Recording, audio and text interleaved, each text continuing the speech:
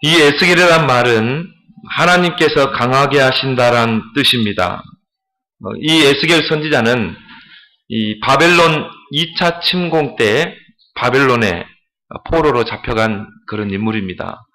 바벨론 느부갓네살 왕이 1차 침공 때 이 다니엘과 같은 그런 인물들을 또 이스라엘 백성들을 포로로 잡아가고 2차 침공 때는 에스겔과 또 수많은 이스라엘 백성을 또 이렇게 포로로 잡아가게 된 것이죠. 이 포로로 잡혀간 이 에스겔이 바빌론 그발 강가에서 정말 이스라엘의 회복을 놓고 기도하다가 하나님께 천명을 받게 됩니다. 포로로 잡혀온 그 이스라엘 백성들에게 포로 귀환에 대한 그런 희망을 전달하는 그런 사명을 이제 에스겔이 받게 되고 이스라엘의 회복을 위해서 집중 기도할 것을 이제 하나님께로부터 명으로 받게 된 거죠. 그래서 에스겔 선지자는 그때부터 이스라엘 백성인들에게 이 귀환에 대한 희망을 전달하고 이스라엘의 그 회복을 놓고 집중 기도하는 그런 천명을 수행하게 된 것입니다. 이 에스겔 선지자가 그발 강가에서 기도하다가 집중 기도하다가 발견하게 된 이 세 가지 사명이 있습니다. 이것을 우리의 사명으로 천명으로 우리는 붙잡아야 될 줄 믿습니다. 그 첫 번째가 뭡니까? 복음 파수꾼의 사명을 감당하라는 거죠. 복음의 파수꾼이 되라. 복음의 파수꾼의 사명을 감당하라. 에스겔 3장 7절에 보면 내가 너를 이스라엘 족속의 파수꾼으로 세웠으니 내가 너를 파수꾼으로 세웠다. 파수꾼이란 말은 뭐죠? 중요한 사실을 알리고 전달하는 자를 보고 파수꾼이라 이렇게 말하죠. 왜 이스라엘이 망했는가? 왜 이스라엘에게 재앙이 왔는가? 회복하는 길이 뭔가? 이걸 어떻게 해야 돼요? 알려야 돼요. 전달해야 돼요. 이게 파수꾼이에요. 하나님이 저와 여러분들을 복음 파수꾼으로 부르신 줄 믿습니다. 왜 그리스도가 아니면 안 되는가? 왜 그리스도라야 하는가? 왜 그리스도를 우리가 붙잡아야 되는가? 이 복음의 파수꾼. 이게 하나님이 우리에게 주신 사명이라니까요. 많은 사람들이요, 그리스도의 뜻을 모르고 있어요. 예수 그리스도 많이 이야기한다니까요. 크리스마스 한다니까요. 그리스도의 뜻이 뭔지 모르는데, 한번 물어보라니까요. 그리스도가 무슨 뜻입니까? 모릅니다. 그리스도께서 십자가에서 하신 일이 뭔가 모른다 이 말이에요. 그렇기 때문에 인생의 답이 안 보이는 거죠. 인생의 답이 없는 거죠. 그러니 점쟁이를 찾아가고 무속인을 찾아가고 내 방법으로 그 문제를 해결하려고. 해결됩니까? 정말 기름 부음을 받은 자라는 그 그리스도의 뜻을 모르는데 십자가에서 선지자 제사장 왕의 일을 통해서 사탄의 권세를 깨뜨리시고 우리를 죄에서 대속하시고 우리를 하나님 만나는 길을 열게 하신 선지자 제사장 왕 되신 그리스도를 모른다는 거예요. 그리스도를 모른다는 거는요, 우리 인생을 모르는 거예요. 하나님이 우리에게 주신 유일한 해답이잖아요. 다른 이로서는 구원을 얻을 수 없나니 천하 인간의 사람 중에 구원 얻을 만한 다른 이름을 주시지 않았다. 어떤 이름입니까? 예수 그리스도. 여러분, 예수 그리스도를 알았다. 모든 것을 아는 줄 믿습니다. 왜요? 하늘과 땅의 모든 것이 그리스도로 통일되기 때문에. 에베소서 1장 10절에 하늘과 땅의 모든 것이 그리스도로 통일된다.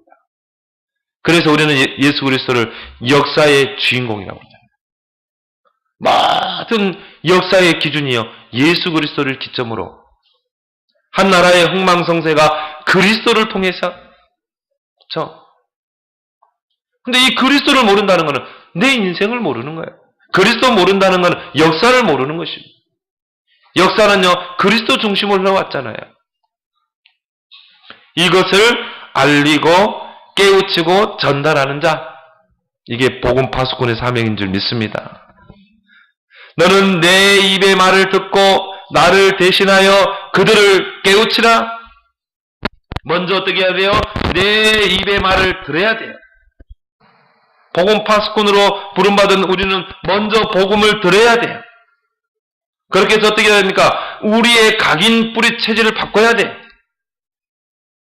여러분들이 매일 동영상 녹취하고 복음 듣고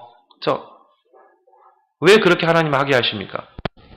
여러분의 복음 아닌 다른 각인 뿌리 체질을 다 복음으로 바꿔야 한다니까요. 그러니까 복음이 전달돼야 되는데 율법이 전달되고 신비가 전달되고 종교가 전달되고 그래서 망하는 것입니다. 오직 우리는 복음만 전달해야 돼요. 오직 그리스도만 전달해야 돼요. 세상에는 수많은 지식이 있는데 그리스도의 지식이 없어서 망한다. 이 세상의 문명은 발달했는데 그리스도의 이 복음이 없어서 많은 사람들이 영적으로 정체로 시달리는 것입니다. 그럼 우리는 오직 그리스도만 말하여야 됩니다. 오직 복음만 전달해야 돼요. 전도가 그렇게 어려운 게 아닙니다. 우리의 선입견 때문에 전도가 어려운 것입니다. 복음만 말하면 돼요. 여러분이 이제 복음에 안경을 끼고 보면은 영적 상태 보이잖아요. 저 사람 그리스도가 필요하다 보이잖아요. 당연하겠죠. 다른 건 말할 필요 없어요. 당신 그 문제 창세기 3장.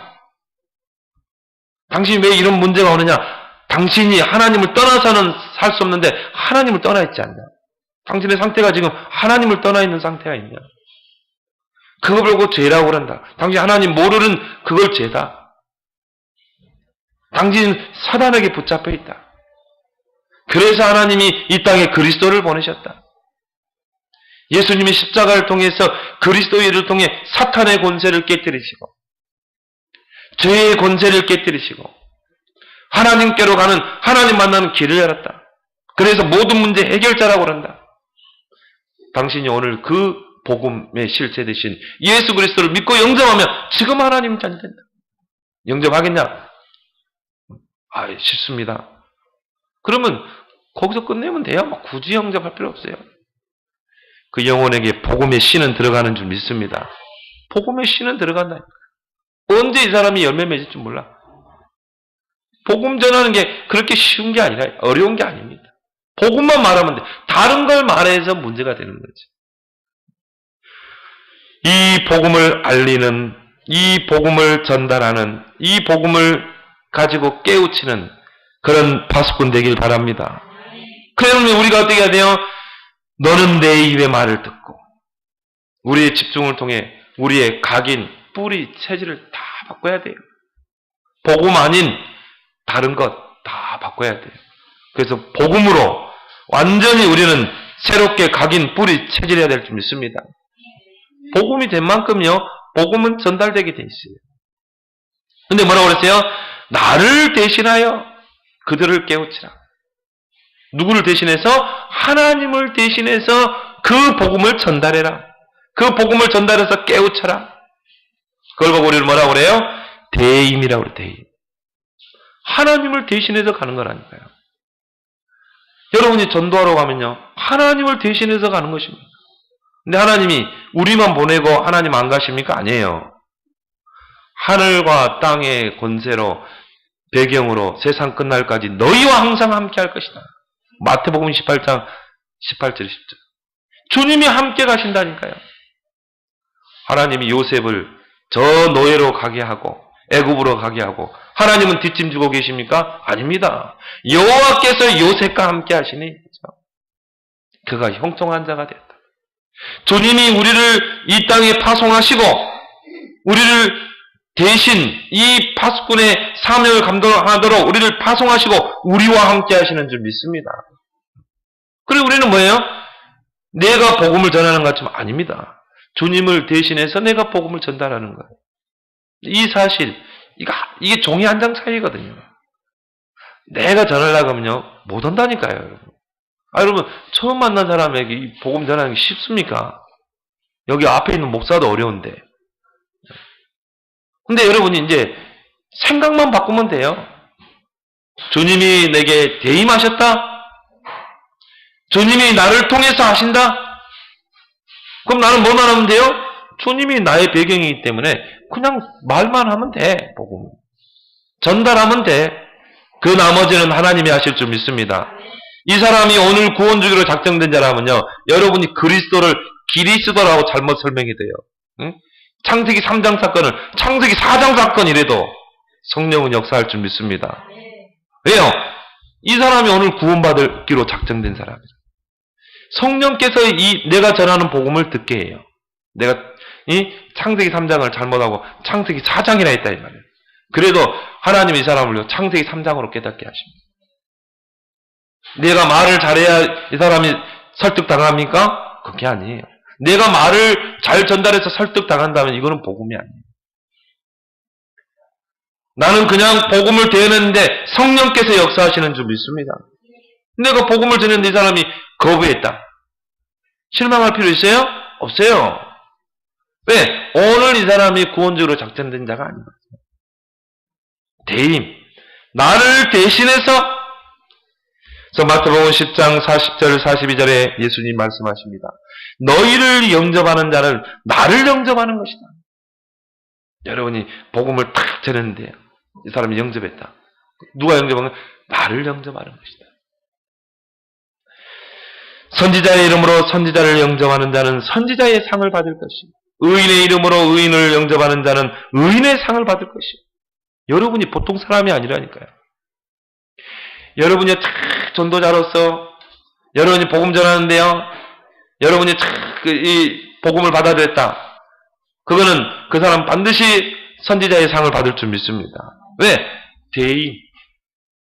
주님이 우리에게 대신 그 임무를 맡겠다. 그래서 그들을 어떻게 하라? 깨우쳐라. 이 학번 주간에 고려대학교 제가 이 전도학교 강의를 하러 이제 갈 일이 생겼어요. 저녁 7시까지 가야 되는데요. 여유있게 이제 버스 타고 이제 가려고 교회에서 이렇게 나가서 버스 기다려야 되는데요. 1143번. 이야, 진짜 나는 한 10분 정도 되면 올 줄 알았거든요. 30분 돼도 안 오네, 30분 돼도. 30분을 돼도 이게 안 오는 거예요. 야, 이러다 보니 늦을 것 같아요. 그래서 이제 택시를 탄 겁니다. 이제 택시를 타면 이제 저 화랑대역까지 가잖아요. 짧은 거리죠. 그럼 저는 이제 딱 어느 장소에 가면 반드시 전도 계획을 세웁니다. 근데 기도를 했어요. 하나님, 이 개인 택시 기사에게 내가 어떻게 이게 복음을 전할까요? 처음에 딱 던지는 그 말 한마디가 중요하잖아요. 처음에 말 한마디가 이게 중요하거든요. 기도했어요. 하나님, 내가 1000마디 운을 뭐로 댈까요? 딱 기도하는데 하나님이 가치라는 단어를 딱 생각나게 되더라고요. 가치. 내가 이제 그 기사분에게 이제 질문했어요. 선생님은, 기사분은 인생의 가치를 어디다 두고 사십니까? 이렇게 질문했거든요. 인생의 가치를 어디다 두고 사십니까? 그러니까 자기는 지금까지 먹고 사는 일하고 애들 키우고 하느라고 그런 가치를 두고 살 겨를도 없었다는 거예요. 그랬을 겁니다, 아마. 그래도 모든 사람이라면 자기가 나름대로의 가치가 있을 것이다. 어떤 사람은 그 가치를 돈에 둘 것이다. 돈을 벌기 위해서. 나의 가치는 돈이야. 돈을 벌어야 돼. 어떤 사람은 건강. 그래. 돈 있으면 뭐하냐? 건강 잃어버리면 안 되지 않냐? 건강해야 돼. 그러다 보니 그 사람은요, 오직 건강. 어디 좋다는 약 있으면, 몸에 좋든 하든 무조건 먹는 거. 그런 사람은요, 뱀도 먹잖아요. 뱀탕도 먹고. 왜? 이 사람의 가치는 건강이라. 어떤 사람은요, 노세, 젊어서 노세. 늙어지면 못 나가네. 돈 벌어서 뭐하냐? 응? 즐기면서 살아야지. 쾌락. 다 나름대로의 가치가 있을 것이다. 근데 내가 예수 믿기 전에 내 가치가 이 3가지였다. 내가 하나님 없다고 할 때, 내가 하나님 안 믿을 때 내 가치는 13가지였다. 근데 내가 하나님을 만나게 됐다. 하나님을 만나고서부터 내 인생의 가치가 바뀌었다. 내가 전에는 이런 세상적인 것에 가치를 두고 살 때는 정말 뭔가 편안하지 않았다. 행복이 없었다. 만족이 없었다. 근데 내가 하나님을 만나고 나니까 진짜 하나님만이 내 인생의 가치라는 걸 알게 됩니다. 그때부터 내가 하나님을 믿게 되고 목사가 됐습니다.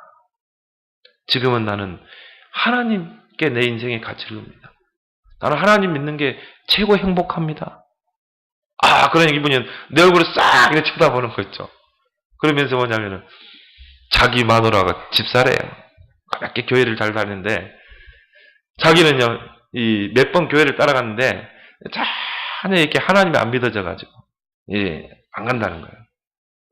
그래서 그랬을 것이다. 당신이 교회에 다녀도 하나님 못 만났지 않냐? 맞대요. 자기 하나님 못 만났대. 그렇다. 그러면 이 사람 마음문이 탁 열렸잖아요.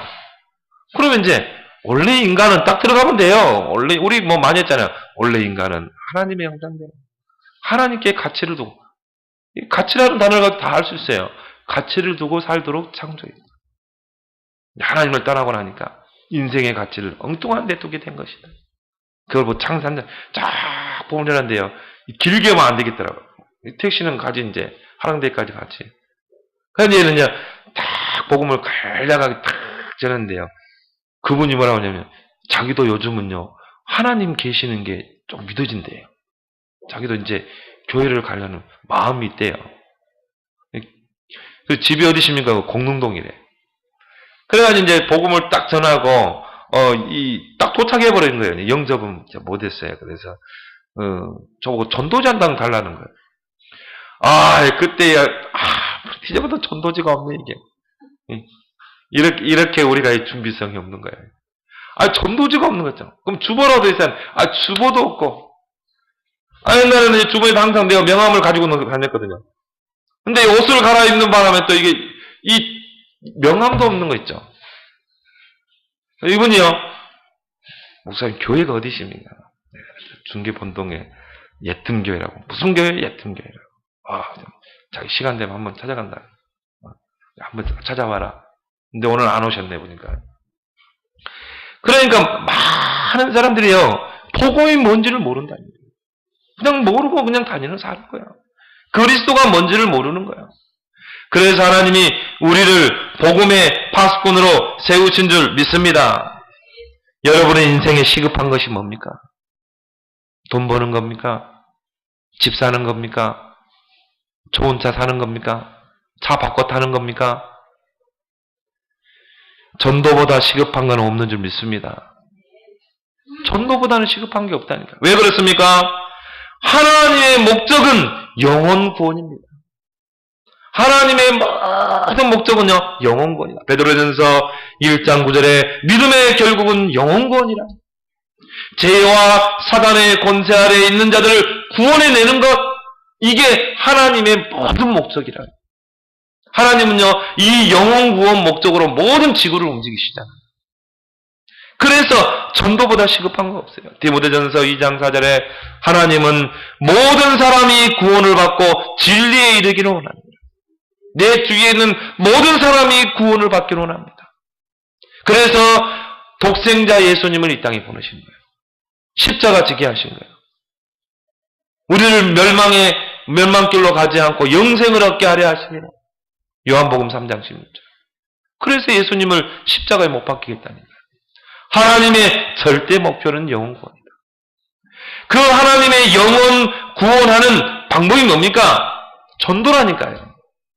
고린도전서 1장 21절에 세상 사람들이 미련하다고 하는 그 전도, 종교인들이 미련하다고 하는 그 전도. 제가 이 옆에 삼성 아파트 정자에서 중학생들한테 복음 전하는데요. 그 친구 한 명이 교회 다니는 거예요. 근데 내가 불신자 친구 2명한테요. 내가 복음을 전했거든요. 그러니까 그 여자애가 나보고 뭐라고 하냐면 목사님 왜 복음 전하니 나보고. 야, 이 친구가 지금 하나님 떠나 있으니까 복음 받아야지. 아니 이 친구가 안 믿겠다는데 왜 복음을 전하느냐. 이 친구 뭐냐면은 이 마음이 열려야 되지 않겠냐는 거예요. 그리고 다른 종교인들에게 복음 전하는 건 신뢰라는 거예요. 이 나름대로 이들 절에 다니고 그러는데 왜 복음을 전하나? 내가 그랬거든요. 그럼 너는 네 친구 이렇게 3년 동안 같이 학교 다녔는데 네 친구에게 복음 전해봤냐? 한 번도 안 전했대. 그래, 그럼 네가 안 하는 걸 목사님이 하는데 성경에 너희는 가서 모든 족속으로 제자 삼고 온 천하에 다니면서 복음을 전하라고 했지 않냐? 그래도 그렇지. 이 친구는 절에 다니고 그러는데 왜 절에 잘 다니는 친구한테 그리스도만 믿으라고 그렇게 하면 되겠냐고 그러면서. 나를 호통치는 거 있죠. 야, 이게 지금 현실이구나. 이스라엘이 왜 망했습니까? 복음 놓치고 전도 선교 놓쳐가지고 7번 큰 재앙 만났잖아요. 그러니까 이 파수꾼의 사명을 감당하지 못하는 거예요. 그 빚값을 반드시 찾게 돼 있습니다. 하나님은요, 영혼 구원의 방법을 전도라는 그 미련한 방법으로 하나님 그 영혼을 구원하십니다.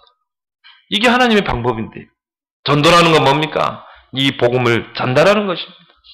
로마서 10장 13절 15절에 보면 복음을 들어야 믿을 수 있지 않겠냐? 복음을 전파하는 자가 있어야 들을 수 있지 않겠냐?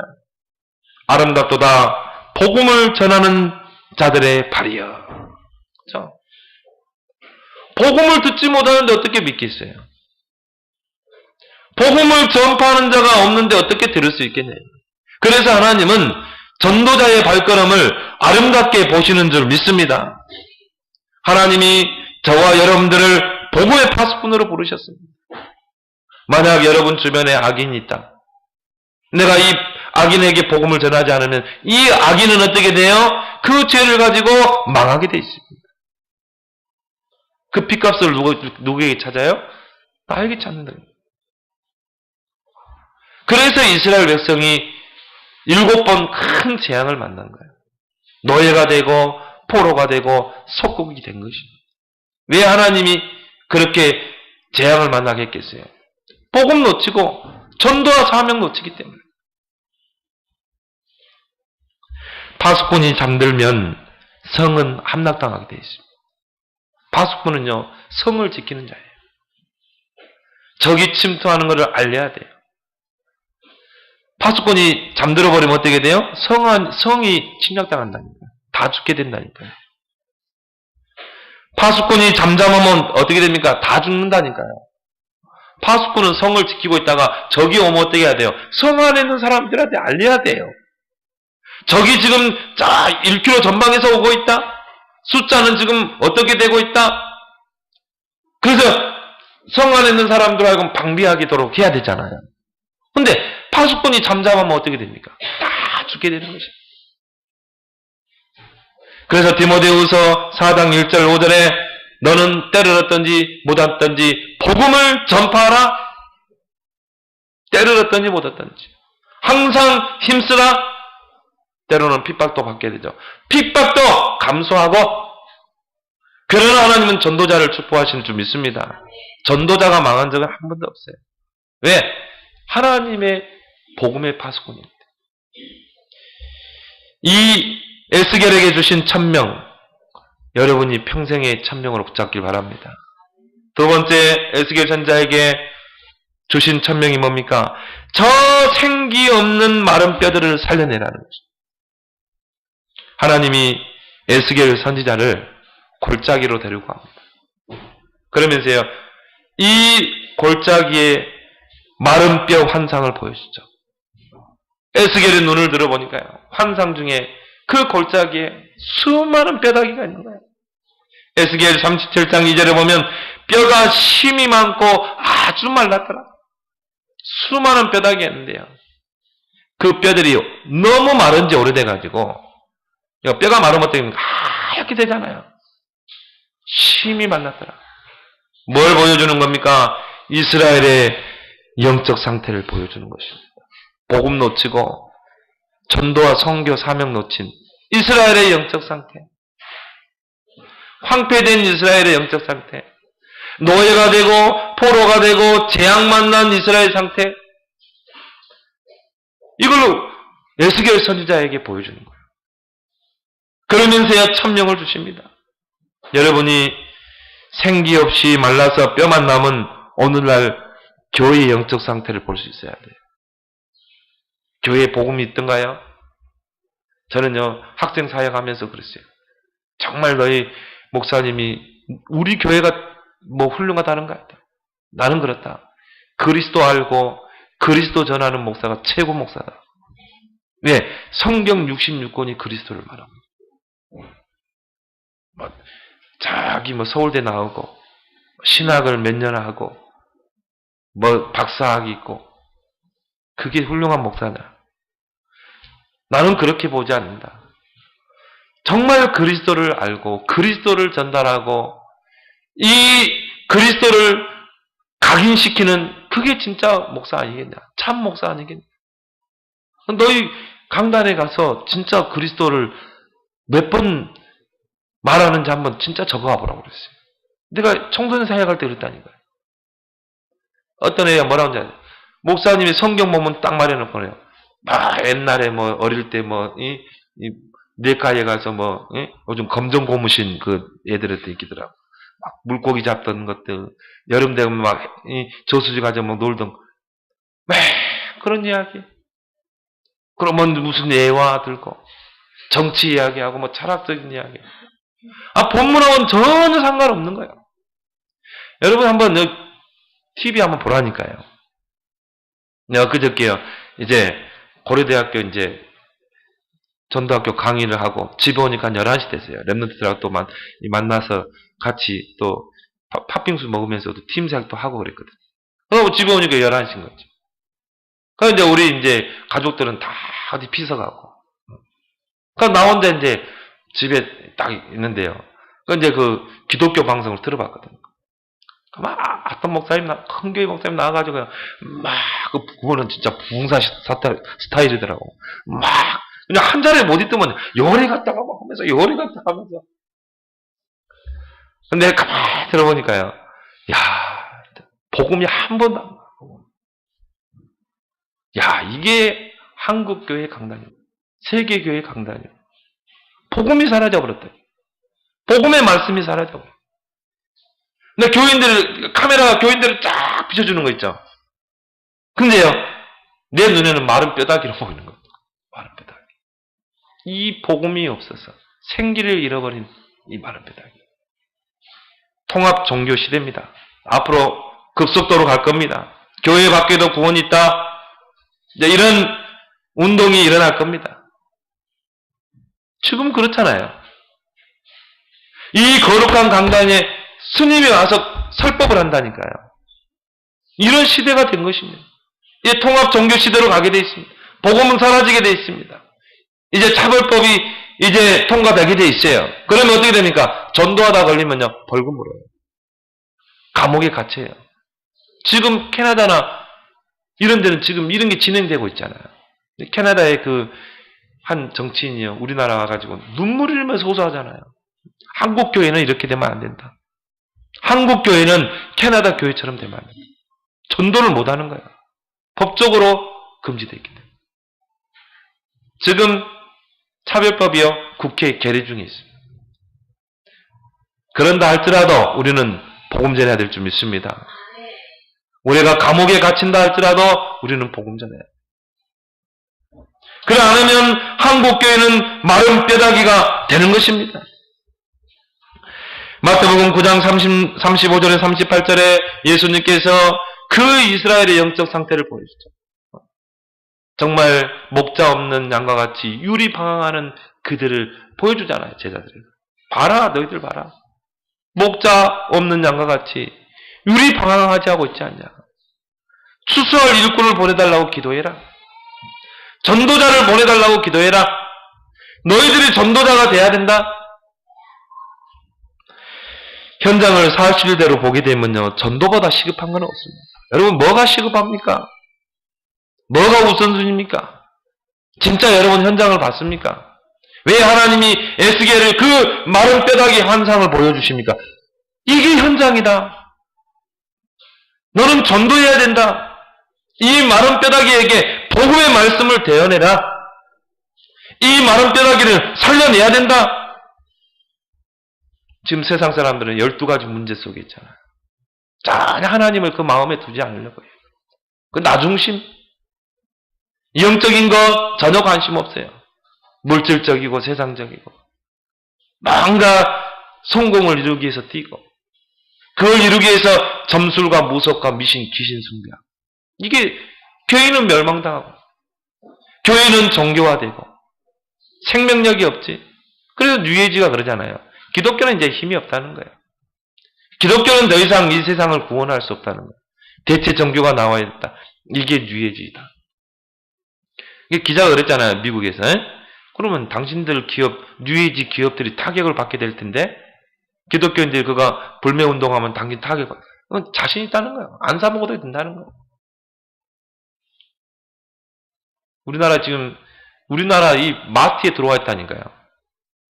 이런 적그리스도들의 기업들이 들어와 있는 것이죠. 페브리즈 있죠? 다 뉴에이지 프리메이슨 기업. 기독교인들이 불매운동 한다고 그들이 무너집니까? 이미 기독교는 힘이 없는데. 전혀 힘이 없다, 이 말. 제가 우리 이제 김경희 집사님 미용실에 다락방을 하는데요. 근데 관계하고 있는 한 분이 이렇게 딱 왔어요. 와가지고 머리 이렇게 좀 까탈스러운 분이더라고. 딱 앉았는데요.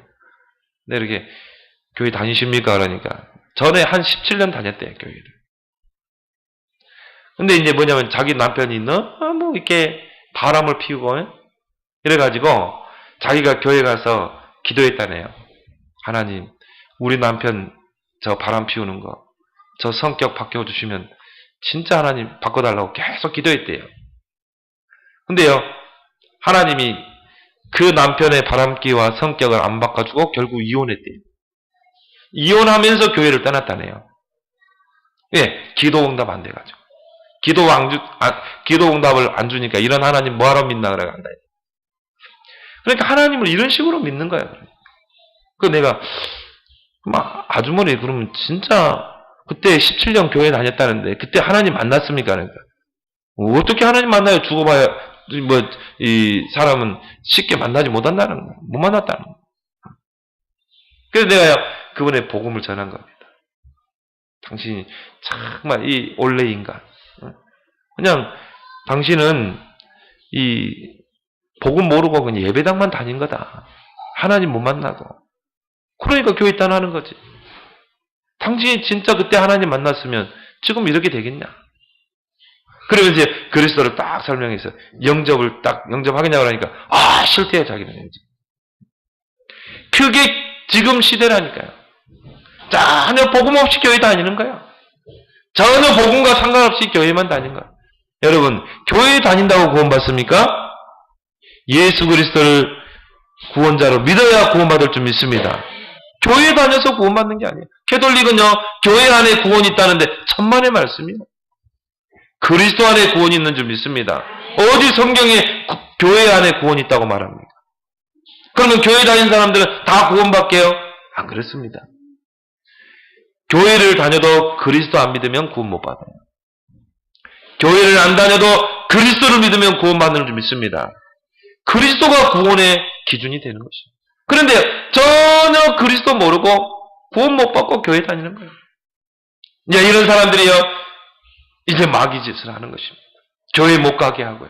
나도 교회 다녀봤어? 교회 다녀봤자 별 볼 일 없어? 교회 나온 목적이, 왜 교회 나왔냐면 자기 기도 응답 안 됐다고. 꼭 기도 응답 받아야 교회 다니고 그럽니까? 사도 바울은 진짜 복음 전하고 핍박받고 태장에 맞고 강도 위험당하고 감옥에 갇히고 그러다가 순교당했는데, 그러면 바울은 그러면 응답 못 받은 겁니까? 우리가요, 이 복의 기준을 바꿔야 돼요. 여러분이 교회 다녔더니 좋은 집 사고 좋은 차 타고 돈 많이 벌고 그게 복입니까? 그게 참 복입니까? 그러면 저 북한에 있는 저 수용소에 있는 저 기독교인들 정말 여러분 영상 봤잖아요. 뼈다귀만 남아있는 그런 북한에 있는 지하교회 성도들은 정말 신앙 때문에 그 수용소에 갇혀가지고 그 고난을 당하고 있는 그 사람들은 복을 안 받는 겁니까? 복의 기준이 너무 틀린 거 있죠. 그리스도 자체가 복인 줄 믿습니다. 그리스도를 소유한 그 자체가 복이에요. 우리는 복을 너무 틀리게 하고. 그러니까 내가 기도했는 남편이 변화 안 돼서 내가 예수 안 믿겠다는 거예요? 하나님을 협박하는 겁니까? 하나님은 무슨 도깨비 방망이식으로 기복신앙. 이런 이 기독교가 욕을 먹는 거예요. 여러분 생각 바꾸기 바랍니다. 그리 아니하실지라도 그래요. 내가 가난한다 할지라도 그리스도는 나의 복입니다. 잖아요. 그리스도 아는 게 이게 복이지. 생각을 여러분 바꿔야 돼요. 그래서요, 정말 우리가 이 마른 뼈들에게 복음을 대언하라. 이 에스겔 선지자에게 그 마른 뼈 환상을 보여주고 뭐라고 합니까? 저 마른 뼈다귀들에게 말씀을 대언해라. 하나님의 복음의 말씀을 대언하라. 그래서요, 에스겔 선지자에게 그 마른 뼈들에게요, 복음을 전합니다. 하나님의 복음의 말씀을 전합니다. 사방에 이 복음의 생기는 저 마른 뼈다귀에 들어갈지어다. 말씀을 대언하니까 어떻게 돼요? 뼈다귀, 수많은 뼈다귀들이요, 막 자기 짝을 맞아서 타타타타 붙는 거예요. 자기 짝 안 맞고 막 다른 거 붙으면 안 되잖아요. 자기 해골에다 자기 뼈 탁탁 붙고요. 그러면서 막 살이 돋고 뼈다귀에 그 위에 심줄이 생기고 거기에 가죽이 덮이고 생기가 막 사방에서 복음의 생기가 불어넣어가지고는 막 살아나는 거 있죠. 그 환상을 보여줬다니까요. 그 복음의 말씀 대언 한번 했는데, 근데 이게요, 큰 군대를 이루더라. 이런 정말 환상을 여러분이 보길 바랍니다. 야, 복음 전했는데 이렇게 살아나는구나. 이걸 여러분 체험해야 돼요.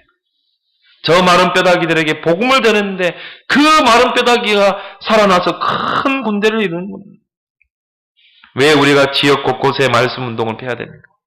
왜 우리는 지역 곳곳에 전도 시스템을 세워야 됩니까? 왜 우리는 말씀 운동을 펴야 됩니까? 복음의 말씀을 들을 수 있는 장을 곳곳에 마련해 놔야 돼요. 초대교회는요, 사도행전 5장 42절에 저희가 성전에 있든지 집에 있든지 예수는 그리스도라 가르치기와 전도하기를 그치지 아니하니라. 내가 시스템이 돼야 돼요. 내가 직장에 있으면요, 내가 직장에서 모든 사람이 복음의 말씀을 들을 수밖에 없도록 저 마른 뼈다귀들이 복음을 들을 수밖에 없는 내가 시스템이 돼야 된다. 내가 어느 지역에 살고 있으면 이 지역에 있는 모든 마른 뼈다귀들이 복음을 들을 수 있도록 내가 시스템이 돼야 된다. 초대교회는요, 모이면 예배를 통해 말씀 받고 흩어지면 어떻게 되죠? 자기 현장에서 말씀 운동이 있다.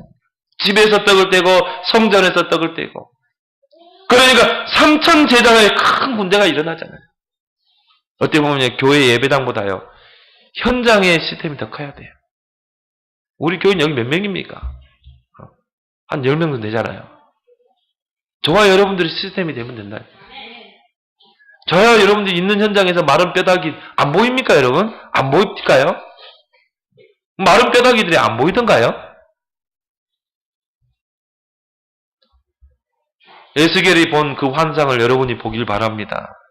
마른 뼈다귀들. 이게 보여야 된다. 간절함이 보여져야 된다. 그들에게 복음의 말씀을 대언하면 살아나게 됩니다. 이번 토요일 날 유치원 목사님 만났거든요. 반갑더라고요. 그래서 우리 교회에 굉장히 관심이 많아요. 목사님, 지금도 시스템이 계속 움직여지고 있습니까? 목사님 그때 와서 시스템 2개 세우지 않았냐? 지금 계속되고 있습니다. 지금도 우리가 그 시스템에서 지금 진경사님 집에서 모이고 있습니다. 거기에 이제 새가족들이 관계된 사람들이 오고 복음을 계속 받고 있습니다. 그러면서 또 개인 양육하고 있습니다. 또 미션을 모여가지고 우리가 일꾼 양육하고 있습니다. 유치원 목사님 지속해야 됩니다. 주님 오실 때까지 지속해야 됩니다. 지속하면 확산될 겁니다. 그러면서 이 두 가지 시스템이 결국은 지역을 살린다는 거예요. 그거 계속 지속하다 보면 확산된다는 거예요. 그래서 알겠습니다. 제가 이제 우리 지역에 한번 오십시오 이런 말을 하다가 너무 바쁜 분이라 그 말을 못했어요. 그런 이런 시스템이요, 수락사례만 있으면 안 된다 이 말이에요. 이 중계동에도, 하계동에도, 공릉동에도 이런 시스템들이요, 이 마른 뼈다귀들이 와서 이 복음의 말씀을 들어야 돼. 또 시스템을 세워놓고 그 마른 뼈다귀들에게 가서 복음을 대언해야 돼. 이 1000명을 에스겔에게 준 거예요. 이 1000명이 나의 1000명이 돼야 될 줄 믿습니다. 근데 이 말씀 받고 이번 한 주간 마른 뼈다귀들을 보라니, 저 사람 마른 뼈다귀구나. 전혀 생명이 없구나. 생기가 없구나. 이런 1000명을 여러분 감당하기 바랍니다. 세 번째, 에스겔 선지자에게 주신 1000명이 뭡니까? 전 백성으로 말씀의 흐름을 타게 하라. 그럼 다 살아나게 돼 있어요. 말씀의 흐름을 타게 되면 다 산다니까요. 말씀이 끊어졌기 때문에 다 죽는 거지. 그렇잖아요. 비 안 오고 말씀 끊어지면 어떻게 됩니까? 다 타들어가는 것이죠. 근데 말씀이 흘러가면요, 그 흘러가는 곳만 다 살아나는 것이죠. 말씀의 흐름을 타게 하라. 물의 흐름이 끊기면 어떻게 됩니까? 물이 흘러오는데 물의 흐름이 끊기면요, 모든 농작물이 다 타들어가 죽는 것이죠. 물의 흐름이 끊기면 어떻게 됩니까? 강이 바싹 말라서 어떻게 합니까? 강바닥을 드러내는 것이죠. 여러분 한번 생각해 보세요. 강바닥이 드러나서 거기서 퍼덕퍼덕이는 물고기를 보라니까요. 그 죽어가는 물고기를 보라. 물의 흐름이 끊겨서 저 타들어가는 바짝물을 보라니까요. 비참하겠죠? 이 말씀의 흐름을 타게 하라. 이스라엘이 이 말씀의 흐름을 놓쳐서 7번 재앙을 만났잖아요. 노예가 되고 포로가 되고 속국이 되고. 하나님은요, 아담이 범죄했을 때 바로 복음을 줬습니다. 창세기 3장 15절.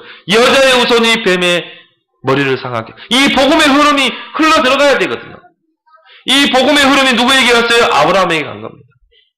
아브라함이 이 복음의 흐름을 그 이삭에게 전달한 것입니다. 그 복음의 흐름이 야곱에게로, 그 복음의 흐름이 누구에게로? 요셉에게로. 요셉 시대에 세계복음화했잖아요. 그런데 요셉 이후에 그 복음의 말씀의 흐름이 끊어졌다니까. 그러니까 어떻게 됩니까? 400년 노예 생활을 합니다. 또 하나님이 복음의 말씀을 줬죠. 출애굽기 3장 18절, 피 언약을 붙잡아라. 피제사를 드려라. 이 모세가 이 복음의 흐름을 타고 어떻게 합니까? 출애굽시키잖아요. 이 복음의 흐름을 타고 가나안을 정복하게 됩니다. 그런데 또 가나안에 정착하면서 또 이 복음의 흐름이 끊어져 버린 거예요. 그래서 어떻게 됩니까? 또 포로가 되잖아요. 다 잡아가 버린 거예요. 자, 작은 악수르를 하나님이 강대국이 되어가지고 북이스라엘 다 잡아가게 하고, 저 작은 나라 바벨론을 하나님이 키워가지고요, 강대국이 되기 위해서 남유다를 더 포로로 잡아가게 하고. 하나님 방법입니다. 우리나라는요, 사면이 강대국으로 있어요. 우리가 복음 놓칠 때 되겠습니까? 일본이 우리나라를 무참하게 짓밟았잖아요. 저 중국과 저 러시아가 김일성이 세워서 우리나라를 침략했잖아요. 많은 사람이 희생되고 다 무너졌잖아요. 저 부산까지 밀려갔잖아요. 부산에서요, 기도운동이 일어난 겁니다.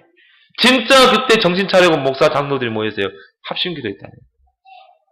근데 하나님 어떻게 돼요? 우리나라를요, 미국이라는 우방을 통해 도왔잖아요. 우리나라는요, 미국 놈 몰려가라 뭐 데모하고 그랬는데 미국 안 도와주면 우리나라는요, 진작 우리나라는 공산화 되게 되죠. 그죠? 진짜 우리나라는 축복받은 나라예요, 내가 볼 때. 보세요. 일본이 버티고 있지. 저 중국이라는 강대국, 저 러시아라는 강대국, 저 북한이라는 공산나라. 그 밑에 우리나라가 사면으로 우겨싸인 우리나라가 있다. 근데 우리나라가요, 얼마만큼 축복받냐면요, 저 중국에 한번 가보세요. 얼마나 우리나라 사람 부러워하는지 몰라요. 우리나라 사람이 안 간 데가 없어. 우리나라 원조 안 받은 나라가 없어. 왜 그래요? 저와 여러분들이 복음을 붙잡고 있기 때문에. 우리도요, 복음 끊어지고 전도 끊어지면 어떻게 합니까? 재앙이 온다니까. 하나님이요, 강대국을 들어서 침략하게 하는 것입니다. 6.25 전쟁이 그냥 일어났습니까?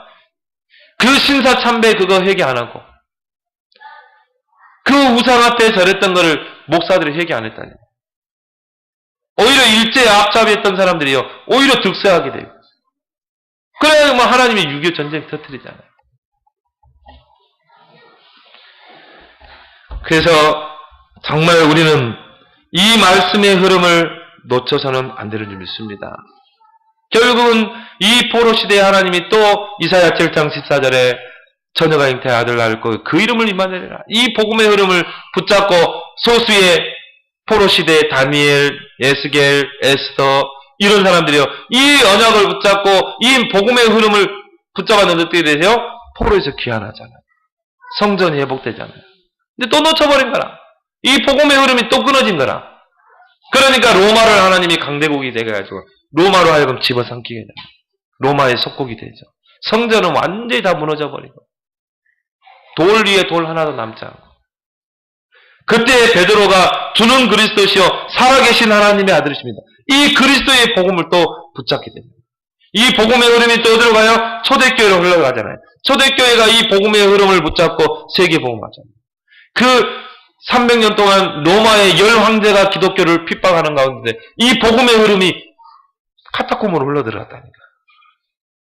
그래서 어떻게 313년에 콘스탄틴 대제가 로마를 기독교 국가로 공인하잖아요. 국교하잖아요. 근데 또 복음의 흐름이 끊어지잖아요. 중세교회가 타락하고.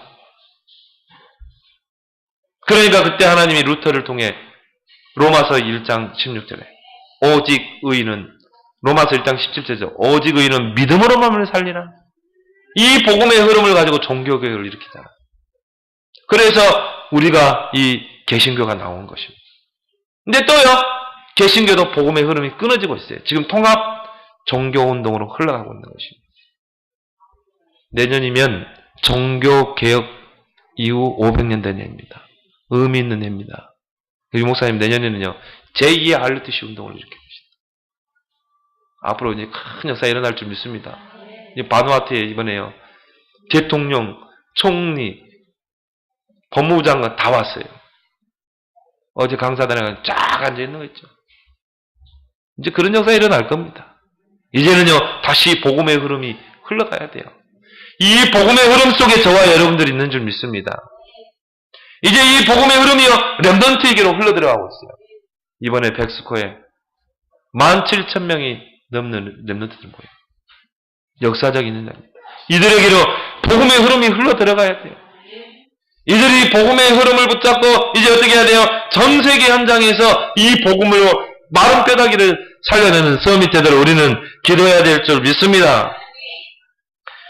오늘 1절에 47장 1절에 말하고 있습니다. 그가 나를 데리고 성전문에 이르시니 성전의 앞문이 동쪽을 향하여 했는데 그 문지방 밑에서 물이 나와 동쪽으로 흐르다가 성전 오른쪽 제단 남쪽으로 흘러냅니다.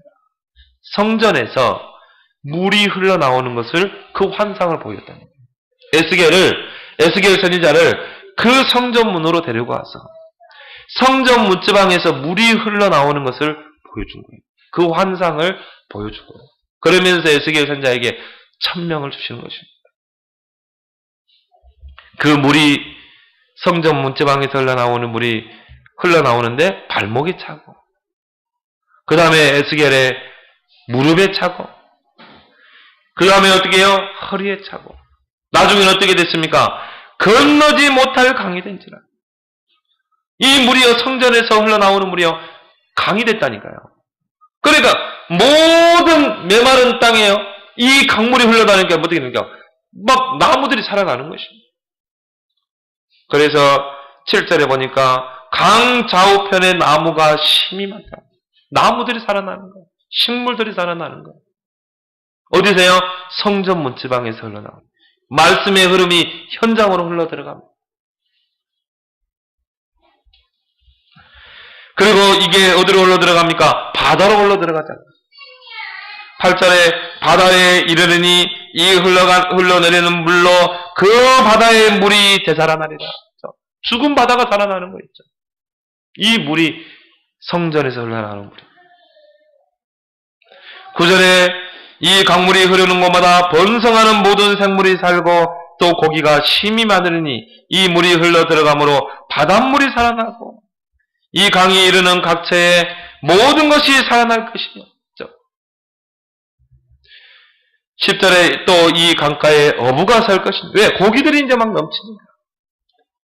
금을 치는 곳이 될 것이라. 그 고기가 각기 종류를 따라 큰 바다의 고기같이 심히 만들었니. 11절은 제가 이해를 못하겠어요. 갯벌이 살아나야 되는데 되살아나지 못하고 소금 땅이 될 것이며, 내가 이걸로 이제 하나님 앞에 기도해 봐야 되겠어요. 갯벌이 살아나야 되는데 이 말 뜻이 무슨 의미인지. 네, 뭔 뜻이 있겠죠? 자, 12절에 강 좌우가에는 각종 먹을 나무, 과실나무가 자라며 그 잎이 시들지 아니하며 열매가 끊어지지 아니하고 달마다 새 열매를 맺으니 그 물이 어디서 나왔어요? 성소를 통하여 나옵니다. 그 열매를 먹을 만하며 그 잎사귀는 약 재료가 되리라. 치유의 역사 일어날 줄 믿습니다. 진짜 여러분 강단 말씀 붙잡으면요, 치유의 역사 일어나요. 진짜 여러분이 강단 붙잡으면 모든 것 다 회복되게 돼 있어요. 강단 가지고 모든 걸 다 풀어나가길 바랍니다. 이게 어디서 나왔어요? 성소에서. 그 물이 성소를 통하여 나옵니다. 하나님의 말씀 흐름이 끊어지면 재앙이 오게 돼 있습니다. 복음보다 더 좋은 거 많습니다. 율법, 전통, 제도, 의식 많습니다. 근데 이게 망하는 길이라니까요. 복음보다 더 좋은 게 많다. 이게 망하는 거라고요. 이스라엘 백성이 복음보다 더 좋은 것을 붙잡았어요. 그래서 이스라엘이 7번 재앙을 만나게 된 것입니다. 노예가 되고 포로가 되고 속국이 된 것입니다. 여러분 중에 나는 복음보다 신비가 좋다. 복음보다 나는 율법이 좋다. 복음보다 나는 종교가 좋다. 반드시요, 이 복음의 말씀이 끊어지면 죽게 돼 있어요. 신앙이 죽게 됩니다. 전 성도가 렘넌트까지 강단의 흐름을 타야 될 줄 믿습니다. 그럼 다 살아나게 돼 있습니다. 강단의 흐름을 따라. 이 강단의 말씀이 흐름이 끊어지면 안 되게 돼 있어요. 성전 문지방에서 흘러나오는 이 말씀의 흐름을 타고 가는 여러분 되길 바랍니다. 근데요, 이 말씀의 흐름이 현장으로 흘러가는데 교회에 딱 나서면 말씀의 흐름이 끊어진 사람이 있어요. 현장으로 안 흘러들어요. 그냥 예배 때 말씀 듣고 끝나버려요. 이게 중요한 건 어디로 흘러들어가야 돼요? 현장으로 흘러들어가야 되거든요. 죽은 현장을 살려내야 되거든요. 우리 가정에 흘러들어가야 되거든요. 우리의 산업 속으로 흘러들어가야 되거든요. 죽은 경제를 살려내야 되거든요. 죽은 가정을 살려내야 된다 이 말이에요. 근데 흘러들어 교회 문에서 문턱에서 끝나버린다. 더 이상 흘러들어가지 않아요. 그러니까 교인들이 어떻게 삽니까? 창세기 3장, 창세기 6장, 창세기 11장의 흐름을 따라 사는 것입니다. 나 중심, 물질 중심, 바벨탑 중심. 말씀의 흐름이 흘러가지 않는 거예요.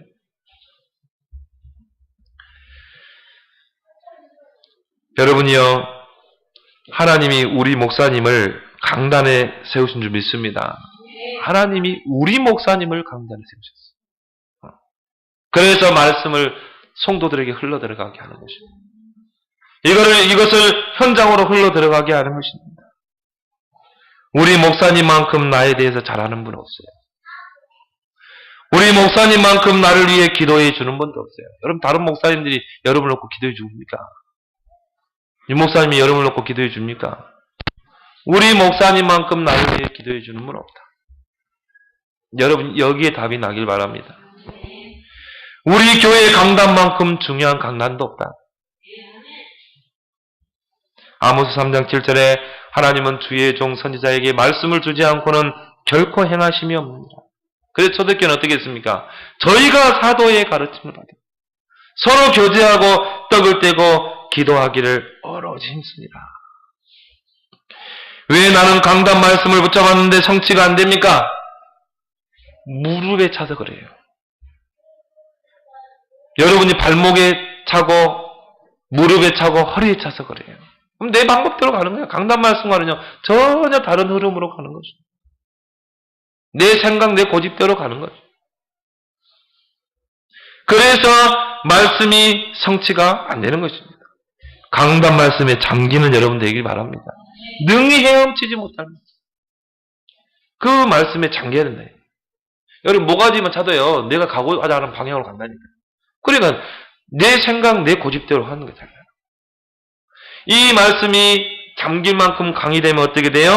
건너지 못할 강이 되면 어떻게 됩니까? 말씀의 물살의 흐름을 따라가게 되는 것입니다. 그 강단에서 정확한 기도점을 찾아내고 이 강단을 통해 충분히 나의 삶 속에 적용되고 충분히 나의 삶 속에서 실천되고 이 강단의 말씀으로 재해석하고 그 강단의 말씀으로 응용하고 그 강단의 말씀이 흘러 들어가는 곳마다 현장화죠. 모든 게 살아나게 될 줄 믿습니다. 그래서 마태복음 13장에 예수님이 씨 뿌리는 비유하잖아요. 옥토에 떨어진 씨는 어떻게 돼요? 100배로 결실됩니다. 그래서 여러분 생각, 여러분 고집으로 굳어진 길가봐 다 걷어버려세요. 다 걷어야 돼요. 내 생각보다 이번 주 강단의 말씀이 뭔가 길가봐 다 갈아엎어야 돼. 나 중심, 물질 중심, 세상 중심 돌뿌리 뽑아내야 돼. 세상으로부터 쫓아온 육신의 정욕, 안목의 정욕, 이생의 자랑 가시뿌리 다 뽑아내야 돼. 걷어내야 돼.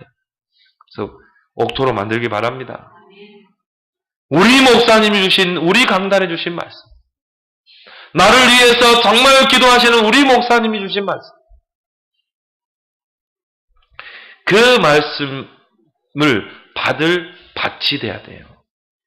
잘 듣고, 잘 깨닫고, 이 사람은요, 100배로 결심 맺는 것입니다. 왜 나는 강단 말씀 묻혀가는 성취가 안 됩니까? 성취 안 되는 게 아니라 훗날 완벽하게 응답으로 올 줄 믿습니다. 반드시 오게 돼 있어요. 여러분 강단 붙잡고요. 정말 기도하면요. 근데 우리 내면들에게 미션 줬다니까요. 강단 말씀 하루에 3번 묵상해라. 그럼 반드시 너희들에게 훗날 이게 응답을 올 것이다. 마태복음 5장 17절 18절 하나님 말씀은 1.1핵도 땅에 떨어지지 않고 성취되게 되어 있어요. 그래서 사무엘상 3장 19절에 여호와께서 사무엘과 함께 하시니 그 말이 하나도 땅에 떨어지지 않습니다. 여호와께서 우리가 언약으로 말씀을 붙잡을 때 그 말이 하나도 땅에 떨어지지 않고 성취되게 하실 줄 믿습니다. 여러분의 문제를 뭐로 풀어가십니까? 그리스도로 풀길 바랍니다. 여러분의 처한 문제를 뭐로 풀어가십니까? 강단 말씀으로 풀어가길 바랍니다. 내 고집 내려놓고 내 생각, 내 방법 내려놓고 우리 강단, 우리 목사님 주신 말씀. 오늘 에스겔 47장 1절, 11절, 12절에 이 말씀 진짜 언약으로 붙잡길 바랍니다. 이게 나의 천명이 되길 바랍니다.